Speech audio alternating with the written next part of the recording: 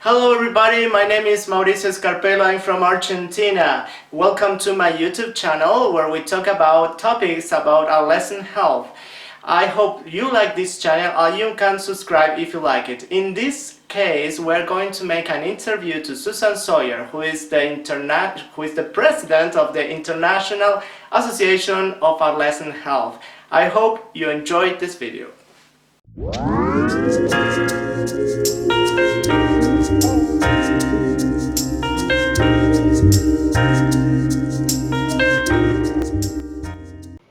Dr. Susan Sawyer is a professor of adolescent health in the Department of Pediatrics at the University of Melbourne in Australia. She is the director of the Centre for Adolescent Health Royal Children's Hospital in Melbourne, a World Health Organization collaborating centre. Susan is also president of the International Association for Adolescent Health. Her efforts in research, education, training, and advocacy have helped shape the field of adolescent health. This has included a range of technical advisory roles with the World Health Organization, UNICEF, and UNFPA, most recently in helping to develop global standards for health promoting schools. Susan was also a lead commissioner for the 2016 Landsat Commission on Adolescent Health and Wellbeing, which has proven highly influential in global policy. Well, hello again, everybody. This is my YouTube channel again, and here we are with Susan Sawyer. I'm really delighted to be in this interview with Susan. So, how are you doing, Susan? What time is there? Well, it's 10 a.m. in Melbourne, Australia, and it's springtime and the weather is warming up, but we're still in a second coronavirus, really heavy lockdown. So my hair is long and bedraggled because I haven't had a haircut in months, but my spirit is strong. Okay. So, so you are in Melbourne, and I want to talk to the people so that they can know a little bit more about you. I've already introduced you in the introduction of this video. So this is a very important interview for me because you have like a part of an international association that is very important in the world. And I would like you to tell us, what is it about the International Association for Adolescent Health? What is it about? What are its objectives? If you can tell us about it. It's really interesting. The International Association for Adolescent Health was formed quite a long time ago in 1987. And I used the language that it feels like at that time it was way ahead of its time, because there was remarkably little apprehension of adolescence as an important life stage, let alone an understanding of the health issues that affected them. But it did form as a very globally embedded organisation, including with foundation members from Latin America and the Caribbean. Whereas now, fast forward to the current era, and I think there is no doubt about the importance of an international association. And our mission is really to be both in enhancing individual competencies, but really building national capacity, and in doing so, with the overall objective of driving global investment in adolescent health and improving the health of young people around the world. And we really aim to do that through catalysing connections really between people within their own countries, within regions, and then internationally. And so, one of the reasons that I'm just delighted with growing interest from various Latin American associations for adolescent health, and particularly from CODAHIC in relationship to being a member of IAAH, is in order to be sharing the work that is being done in Latin America more broadly, and indeed helping bring ideas to you folk as well. One of the ways we do that is beyond our newsletter and beyond our individual connections, is that we hold a regular World Congress, and I'm incredibly disappointed that we have had to postpone the World Congress That was that going in to November be was going this to be year. held. Yeah, it's going to. Yeah, it was going to be this be year. in. Yeah, Okay. yeah. We would have had the opportunity to meet in person. Yeah. It was going to be in Sure. Lima, Peru, but we have had to postpone it. So it will be, But up to now, it will be November the next year in 2021. yes, Yeah. so the plan at this stage, all going well and fingers crossed that with luck on our side in terms of coronavirus, is that we will hold it instead next year. I'm afraid that none of us know what the situation will be like. And I think that's sort of really challenging in terms of adolescent health still being a relatively new field. The question is, how do we come together as a field? How is it that we each are inspired by often that personal inspiration that can come when we get together in person? And whilst, like many other organisations, we're pivoting towards Zoom and a whole lot of other virtual ways of getting together, I think, as you would appreciate yourself, it's not quite the same. And we'll no doubt find different ways of doing it. And podcasts like this are great as a way of sort of seeing those connections happen. And what about the topics of the Congress? What was, I mean, perhaps for this year, you had some topics that it was going to be about the Congress, but are you planning to change the topics, to reconsider the topics, or what are you thinking about of all of this? Yeah, look, for each of the World Congresses, whilst there has been an overarching theme, the idea is to bring together the scope of work that in its entirety contributes to the field of adolescent health, so that every aspect of research and program is relevant. Now, obviously, I would imagine that themes like infectious diseases or mental health and well-being, or indeed interpersonal violence, health literacy. Imagine that we may well tweak our priority plenaries next year. But I think we can appreciate that whatever the theme of relevance to one's own interests or practice, there is a coronavirus alignment that can be made. And this is, I think, there isn't a single part of adolescent health that is more important than another, I think is important for us to think about. That, this notion of well-being and healthy development is contributed by so many different aspects. And that's what the World Congress is about. It is about bringing the entirety of a field together. And I was going to ask you that many people asked me, and who can go to the Congress? Who is invited to assist to the Congress? Yeah, the lovely thing about the Congress is anyone is able to go, so that there will be something for everyone there at the meeting, and that includes young advocates as well.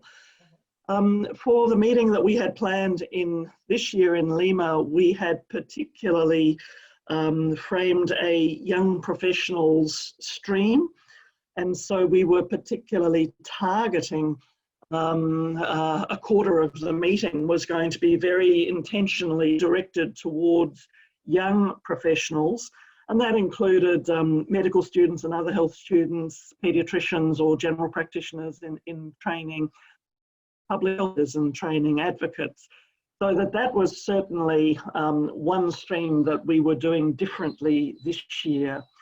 But I think one of the things that strikes me as different about the World Congress in comparison to other adolescent medicine meetings I go to is that in addition to a strong health community in terms of a clinically oriented community, the larger focus is a public health community, is an advocacy community, and is a non-government organisation, NGO, and indeed, if you like, the UN agencies being represented there as well, such as PAHO. So that it feels a slightly different meeting where you can really meet with the different elements of this response needed to be improving adolescent health. It is very important and interesting because in that event, you had like many views of a problem. For example, I don't know, mental health or whatever, obesity. And you have like many views and the culture, the countries. And I think you learn a lot because sometimes if you are like always like in your bubble and you don't go and see other things, you cannot share and you cannot listen other experiences and to make contact with all those people. And I think that's an increasing challenge for us in it's not just in medicine, but in relationship to any health area. More technical expertise the field develops, the risk is that the deeper we dive, if you like, scientifically into that, and as you're articulating, there are many opportunities that come from, if you like, moving upwards and trying to take a 10,000 foot view of the world, a 10,000 meter view, a big picture view of trying to understand how these different pieces fit together. So, the notion of a clinical response versus investment in the social determinants of a particular issue, whether it's obesity or whether it's mental health. And I think, if there's one thing that I think with coronavirus pandemic, it is that appreciation of the importance of poverty in terms of not just malnutrition and not just infectious diseases, but also obviously in terms of interpersonal violence, in terms of mental health, in terms of dropout of education and all of the consequences of that. And so my sense is that we as a global community are really learning the hard way in terms of the impact and the power of social determinants on the broad range of health. Yeah. And changing a little bit the topic, that adolescent health is like a critical element of the global health right now. And years ago, or many people see like the children and all the politics about the children, that is very important. But nowadays, and now like the governments and the World Organization, the World Health Organization, everybody's like looking a little bit more to adolescent health. What do you think about the main issues for the future, the things that we have to like take in mind about all these topics of adolescent health in future? I mean, perhaps first to start with, it's just to acknowledge that that introductory comment that you made, that across the Millennium Development Goals, adolescents were missing in action. And even though if we look at some of those MDG targets around reducing child mortality, reducing maternal mortality, reducing HIV/AIDS, each of those would be relevant to adolescent health, given, for example, that teenage pregnancy is much more likely to result in premature death to mothers and poor health outcomes for their infants. Yeah. And we know that such a high the HIV pandemic and incident HIV is in adolescents and young adults. So I think increasingly we are appreciating, as you say, not just the importance of adolescents in terms of their demographic contribution. So we know in countries like, many parts of Africa, young people are making up 30% of a country's population. This is a huge population proportion, and it reflects absolutely the earlier successes that have been achieved in terms of reducing under 5 mortality and improving the health of very young children is now being reflected in the biggest population of adolescents and young adults that the world has ever seen. But the challenge now you're articulating is, well, how do we in a sense, continue to be making those investments and extending and enhancing investments that were previously at a very particular set of issues that affected under 5-year-old children, continuing to make those investments whilst expanding upwards in age, and needing to think around much more complex and multi-sectoral suite of interventions than what previously I think many governments had conceptualised.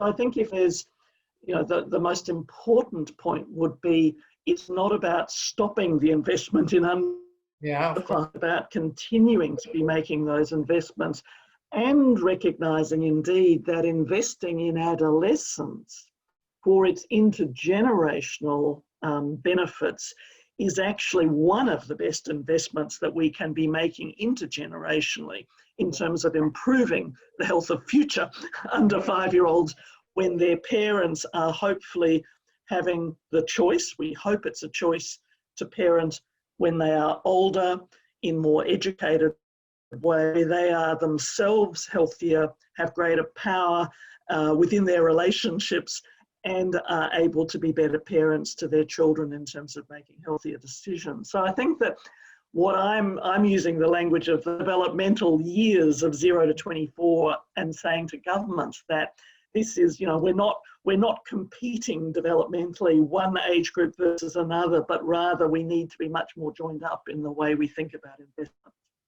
But then if we think about, okay, so what do we need to be investing in? I was involved, I had the privilege of being involved in the Landsat Commission on Adolescent Health that Professor George Patton led. And this was a global collaboration of researchers, of advocates, of clinicians in multidisciplinary areas, people from backgrounds as diverse as medicine and psychiatry and political science and social science and anthropology. It included UN representatives, and it included young people themselves.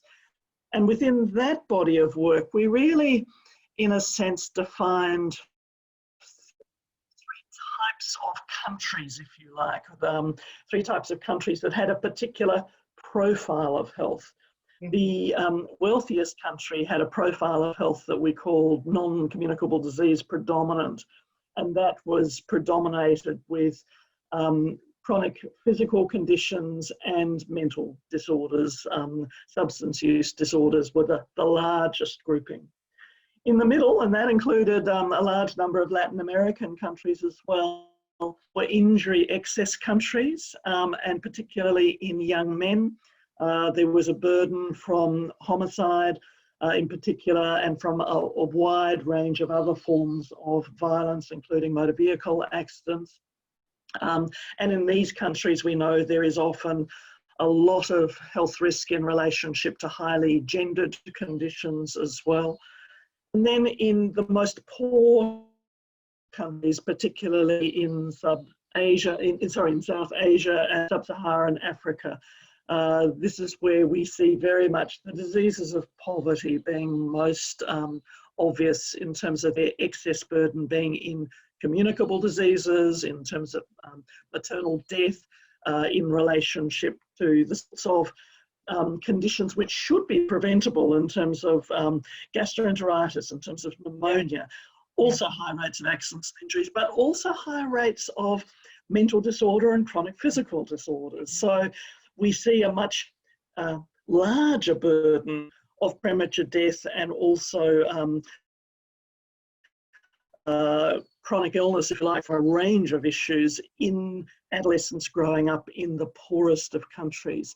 But understanding where that excess burden is enables countries to, in a sense, be making the investments in what the current health burden is, while ensuring that they are assessing the risks for the future burden as well. And I think it's in Sub-Saharan Africa, we can see so readily in terms of the double burden of malnutrition, where there are a number of countries that are still absolutely struggling with very high rates of under 5-year-old malnutrition from underweight, stunting, But these countries, and often these same individuals, when they grow up, are then overweight, obese adults. And China certainly is a country where we are seeing absolutely a failure of a pivot from government policies which have historically focused on reducing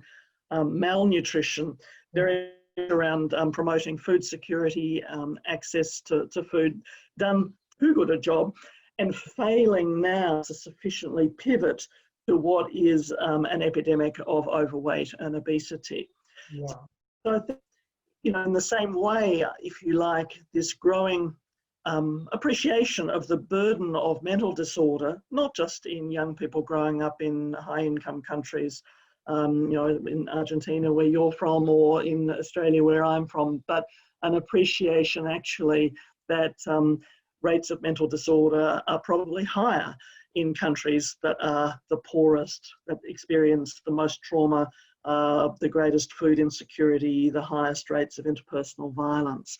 And it's only in these countries, however, that we have very poor data that has, if you like, enabled a failure of response, because we just haven't had the data that makes visible the sort of responses that we need to be investing in. And I was thinking, all the things and all these issues, all the problems, need professionals that need to know how to deal with or to work with adolescent, and that means formation, that means knowledge, that means experience, that means many things. So that is like, I don't know, in my country there are residencies, there are like courses at universities. What do you think about the formation to be a healthcare provider? I think it's absolutely critical, Mauricio. I really, you know, it's one of the reasons why I spent the first decade of my career in Australia, among other things, really focused on trying to build sort of local capacity in adolescent health, trying to influence the undergraduate program in medicine at the University of Melbourne to be expanding its thinking about its focus on adolescence, trying to work within my own hospital, to be helping it to conceptualize that as a children's hospital, it was a hospital for children as well as for adolescents. And we have seen our hospital lift its upper age to be much more inclusive of adolescents than it was when I was a resident. I've worked within our College of Physicians. Sorry, does it have like a limit of age to work in your hospital or not? Because in many countries where I live, have like limits, like pediatrics, it's up to 13 years old, 14, or it depends. Yeah. So in Australia, pediatrics typically continues across the secondary years while young people are still at school. Different hospitals have slightly different age cuts. My own hospital is sort of up to the age of 19, so, you know, under 19, as long as they are still at school. But I agree with you. We actually, I actually led a research that was published last year, which was asking the question, what is the upper age of pediatric practice in different countries across the world? And we certainly demonstrated, as you are describing, a very wide variety between the highest upper age, which was around 21 in some countries, to the lowest age, which was down to about, you know, 11 or 12 in a number of sub-Saharan African countries. So, you know, a decade different how we define pediatrics, which is no doubt reflecting history on one hand, workforce capacity on the other. But it's for that reason that, from my perspective, the work that I had initially done in Australia about trying to, if you like, ensure that the future health workforce, both a primary care workforce and a specialty workforce, had expertise in adolescent health, was because of the belief that adolescent health is everyone's business. I'm a specialist in adolescent health and medicine. And I've also worked very hard in Australia, and we now do have an accredited specialist training program that would support people like yourself and like others in Australia to achieve specialist recognition for their training. But that, to me, that group of people is only ever going to be, you know, a relatively small group of people who are the people who are investing in the teaching and training of the next generation of health professionals, ensuring that the undergraduate and postgraduate curricula are inclusive of adolescent health, who are investing in building our research understandings of what are the changing health profile of young people country by country and across the world, who are our advocates for young people who can work across government, who can work in schools. So as you're saying, you know, these are skill sets. Many health professionals without training feel very uncomfortable working with young people. Yeah. But I'm sure as an experienced adolescent physician, you know, you're very comfortable working with young people, and that's because you're well trained. Yeah. And so a little bit of training goes a long way. Well, Susan, for me, having this interview and you telling me all these things, it's very nice. And I wanted people to write below if they have like more questions or more things. And perhaps, I don't know, perhaps in future we can make another interview if there are some topics that the people want to know. And I really appreciate your time to be here with me. For me, it's great. Can I make one more comment, Mauricio? Of course, yeah. Which is that if there are younger people who are interested in adolescent health, Yeah. I really interested in just young people more broadly, I would really encourage you to think about joining professional associations. Join professional associations that are, if you're a medical student, for example, a medical student association. If you're a health professional, think about joining your national association, if there is one on adolescent health. And if there isn't one, form one. And think about joining the Young Professionals Network of the International Association for Adolescent Health. This is a new network. We have a number of Spanish-speaking folk within it. It is the sort of network where young people can connect with like-minded other people, achieve some mentorship and be connected with people in their local regions. So it is a way of connecting like-minded people together. But Mauricio, thank you very much for the opportunity of speaking today, and I wish you well. I'm very pleased to have you here. And yes, we have a lot of things to work about adolescent health here in my country and the whole Latin America and many countries. And we have to build the structure to go on further and to learn more and, well, to connect.